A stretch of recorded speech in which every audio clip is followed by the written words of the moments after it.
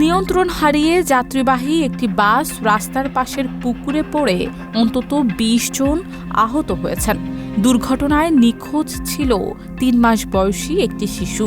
Fire সার্ভিসের ২ ঘণ্টার অভিযানে শিশুটির মরদেহ উদ্ধার করা হয়েছে। দুর্ঘটনাটি ঘটে বৃহস্পতিবার দুপুরে শেরপুরের ঝিনাইগাতী উপজেলায় খৈলকুড়া এলাকায় শেরপুর ঝিনাইগাতী সড়কে। দুর্ঘটনার খবর পেয়ে প্রথমে ঝিনাইগাতীর ওয়ালটন এখন দেশের সীমানা পেরিয়ে পৌঁছে গিয়েছে ৫০টিরও বেশি দেশে।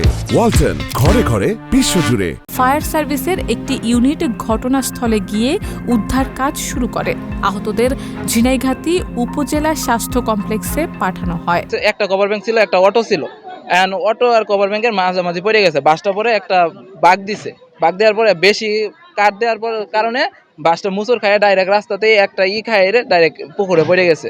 বাসে দুর্ঘটনায় যে একটা শিশু বাচ্চা মারা গেছে।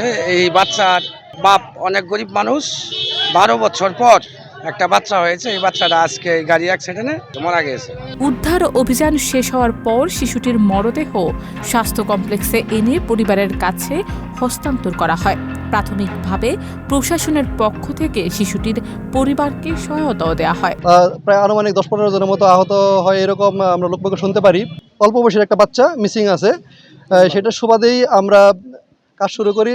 টানা ২ ঘন্টা চেষ্টার পর আমরা বাবুটাকে উদ্ধার করতে পারি। জানা যায় আকাশ বিকাশ পরিবহনের বাসটি বিপরীতমুখী একটি কাভার্ড ভ্যানের সঙ্গে সংঘর্ষ হলে উল্টো দিকে একটি মোটরসাইকেলকে পাশ কাটানোর সময় নিয়ন্ত্রণ হারিয়ে পাশের একটি বড় পুকুরে উল্টে পড়ে।